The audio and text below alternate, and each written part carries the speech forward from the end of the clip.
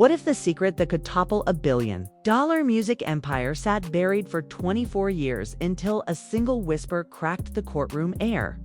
This wasn't just any trial. It was the day Jennifer Lopez walked, shoulders square, into a federal courthouse where Diddy Combs now fights for his freedom on charges of racketeering and high-profile trafficking schemes, nicknamed freak-offs. Cameras outside popped like wildfire. Inside, jurors leaned so far forward they nearly left their seats. Diddy, the man whose swagger had filled stadiums, suddenly looked like he'd swallowed ice. But to understand why J-Lo's voice matters, now you have to rewind to a single gunshot on a cold December night in 1999. Cliff Tease gives, and that shot rang up a bill she's been paying ever since. It started with a boom loud enough to drown the bass. Inside Club New York, bodies hit the floor while strobe lights kept pulsing, as if the night refused to admit its own violence. When police finally pushed through the chaos, they hauled out two names destined for headlines: Sean Combs, already Diddy to the world, and the rising star beside him, Jennifer Lopez. Both were detained, both released. No charges stuck, but the media circus was a free PR campaign propelling their fame. Into orbit, back in the limo that sped them into hiding, Diddy whispered a promise. "Let my people fix this. Don't say a word." Those words sounded like protection. They felt like a leash. Over the next week's news about the shooting evaporated. Witnesses changed stories. Missing pages in police files, pages Jennifer would later swear existed, never resurfaced. Had the system failed or been fed? Either way, the message was clear. Silence was priceless. And Diddy could afford it. Cliff Tease gives, but protection comes with a payment plan. And hers was due in Miami. Miami, summer 2001. The mansion gates parted like jaws. Phones were confiscated at the driveway. Non-disclosure agreements thicker than hymnals were signed beneath chandeliers. Guests were told they were entering a spiritual renewal. Reality. Corridors, pulsing with low-frequency music no one could dance to. Mirrors that looked decorative but tilted just enough to reflect more than a face. Jennifer felt it the moment she crossed the threshold. Rooms off limits. Strangers she'd never seen in industry circles. Conversations silenced by a single raised eyebrow from her host. Later, she'd learned the house had a nickname: Mirror Room. Wing because every reflective surface hid a camera. Outside, tabloids kept printing perfect love story spreads. Inside, Jennifer negotiated her own survival. When she questioned the vibe, Diddy smiled. "This is how legends are made, just trust me." Trust, she realized, was his currency. Silence, the change he kept. Rumors swirled secret tapes.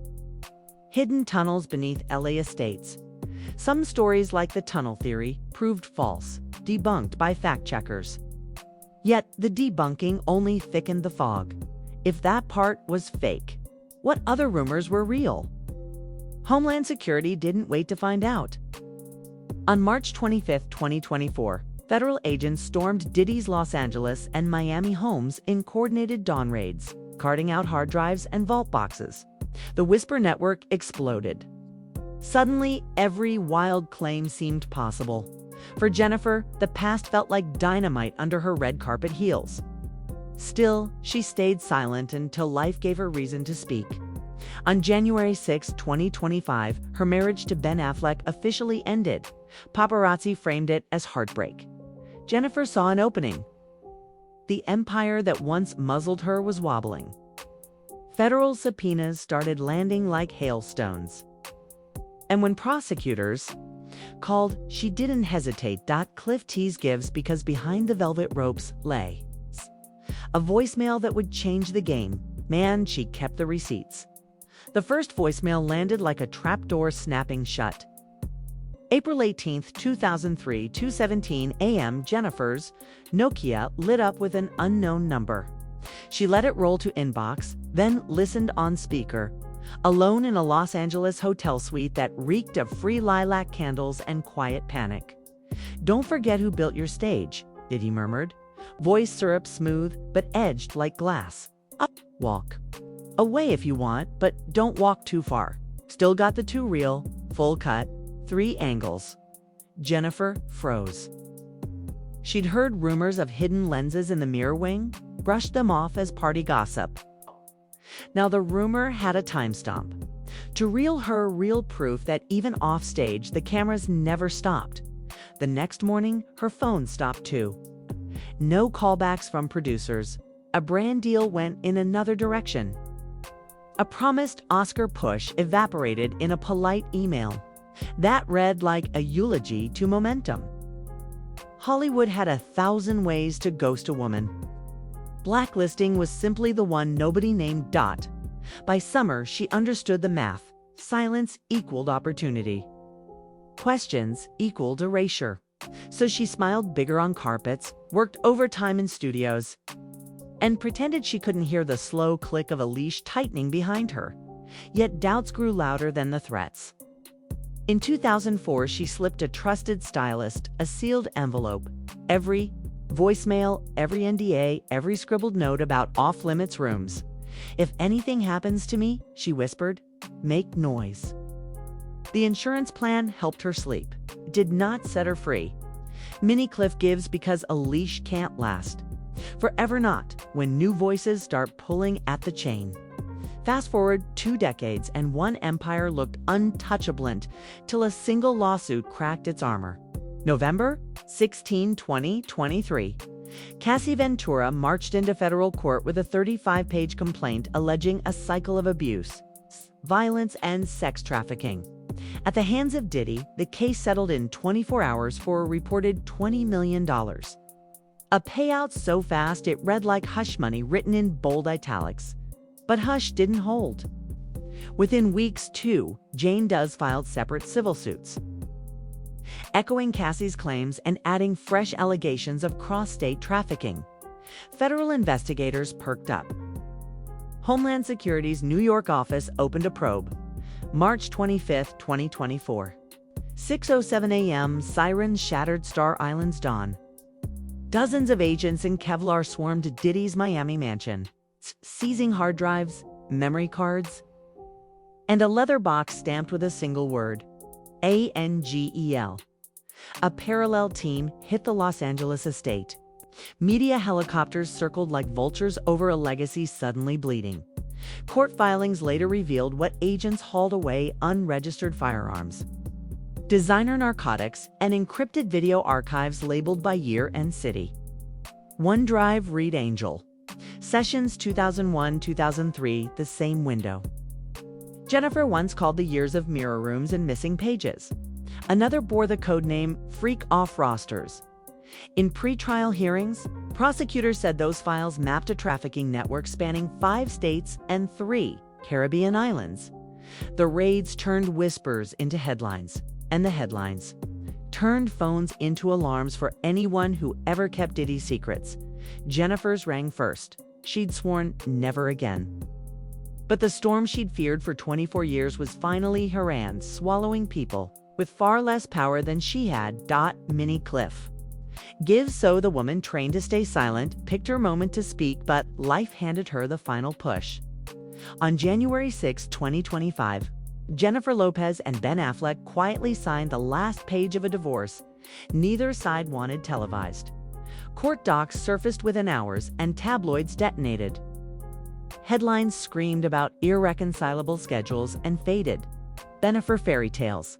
Few noticed a smaller note tucked 6 lines down. Lopez to retain sole management of previous NDA material. Translation. She now controlled every shard of her past documents, voicemails, and the sealed envelope still locked in a climate-controlled safe. No spouse, no manager, no agent could veto her voice. That same week, federal prosecutors reached out. They didn't beg. They leveled.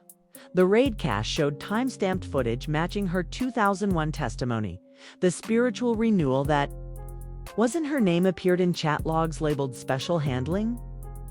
Investigators needed context only she could give. Jennifer met them in a windowless Manhattan conference room. She poured 3 espressos into a paper cup, pressed play on the oldest voicemail, and let the past spool out like barbed wire across the table. By dawn, she'd agreed to testify. By noon, her subpoena was signed. By dusk, the entertainment world buzzed with speculation, but no confirmation. She told no publicist, no friends. Only her lawyer, her twins, and the Mirror knew the date she would take the stand. Standing there, in her kitchen, she pictured that 24-year-old version of herself riding away from Club New York, mistaking silence for safety. She thought of Cassie, Jane Doe, assistants who vanished from credits, dancers who whispered warnings in backlot hallways. And she decided fear was overdue for eviction. Final cliff. For part 2 gives the day she walked into court. Cameras expected.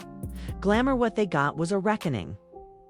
Next, the stand, 24 years in one breath. June 11, 2025, 9:04 a.m., the courtroom felt colder than the New York summer outside. Federal marshals flanked every doorway. The press pen overflowed with lenses. This was day 23 of the government's racketeering and trafficking case. Against Sean Diddy Combs, a trial already compared to Harvey Weinstein's for sheer cultural gravity. Jennifer Lopez entered through a side corridor. The same route used for high-risk informants. No jewelry, no entourage, just a charcoal suit and a single blue notebook. Diddy's lawyers had argued to bar live cameras. The judge agreed. Yet the silence that followed her name sounded louder than any broadcast. The oath tasted like iron on her tongue. State your name for the record. Jennifer Lynn Lopez. The prosecutor, Assistant U.S. Attorney Mara Patel, stepped forward. Patel, Ms. Lopez. Did the defendant ever instruct you to stay silent about criminal activity? Lopez, yes. Patel, how many times? Lopez, too many to count. Gasps fluttered through the gallery. Juror number 6 actually mouthed the word wow. Patel unspooled the timeline the jury had only seen in fragments. December 1999 nightclub. Shooting the first leash. Miami Mirror wing parties. Phones confiscated, NDAs thicker than the Bible. A 2003 voicemail threat promising. The 2 real, full-cut 3 angles. Jennifer's voice stayed low, but steady. Each admission felt like a stone laid gently on a scale the defense could no longer tilt. When she described the blacklisting that followed her brief resistance, the sudden loss of movie offers, the endorsement deals reassigned, Patel clicked to a chart of canceled contracts. Lopez's power doesn't always show up as fists. Sometimes it's a missing phone call. Defense counsel tried to rattle her. You continued to attend his parties. Ms. Lopez, didn't you? I continued to survive in an industry he owned.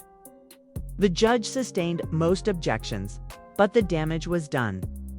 By lunch recess, reporters outside were already phoning in phrases like bombshell, watershed, and hashtag IBELIEVE Jen. Double quotes, inside. The jury requested extra notepaper. Mini Cliff gives yet the most explosive evidence wasn't words, it was video. Waiting on a USB drive, prosecutors called Exhibit 126. The afternoon session began with the lights dimmed. A court technician slid a silver flash drive into the podium laptop. Exhibit 126 flashed on screen. Private Residence, DEC 2007 Audio Serve V12. The footage was grainy. Date stamped at 2:13 a.m. A velvet-lined lounge, wall-to-wall mirrors, ice bucket sweating on a low table. Diddy sat with 2 unidentified men.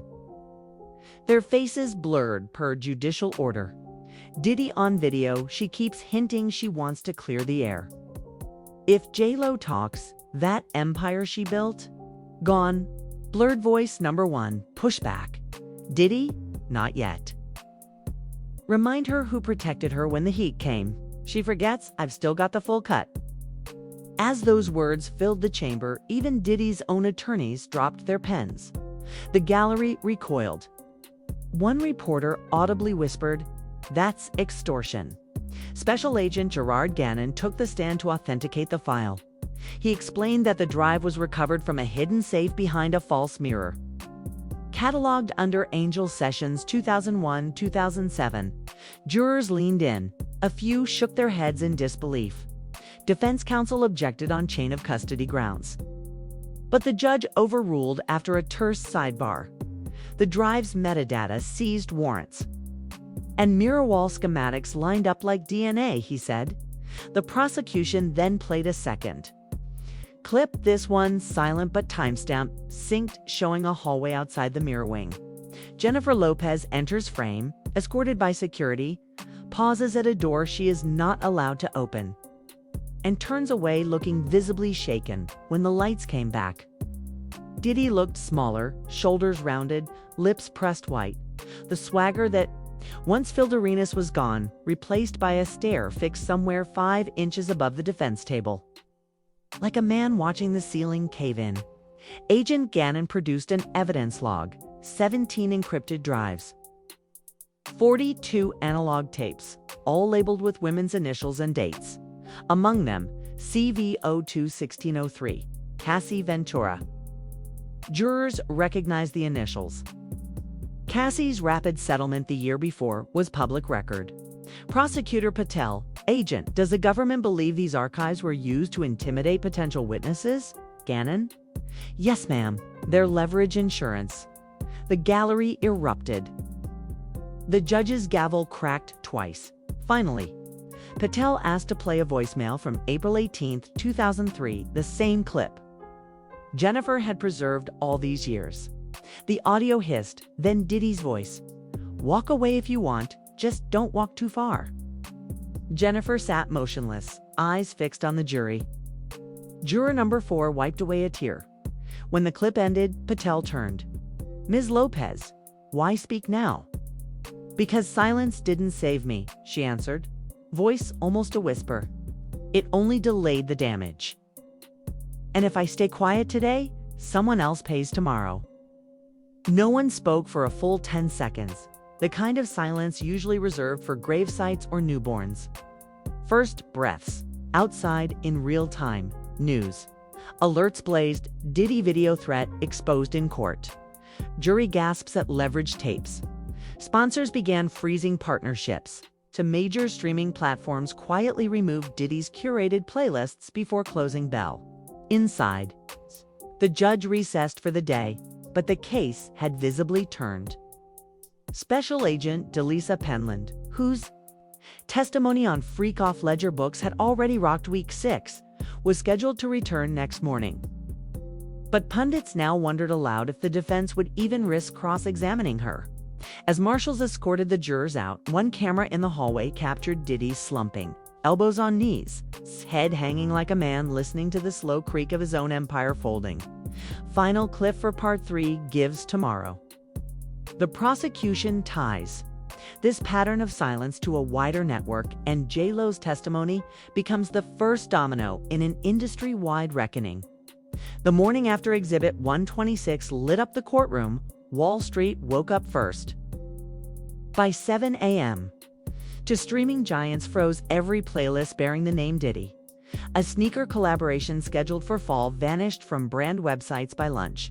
Inside, recording studios from Atlanta to LA, engineers whispered about a blacklist running in reverse, no longer silencing victims, but muting the man once hailed as kingmaker. Judge Arun Subramanian reconvened at 10 o'clock sharp.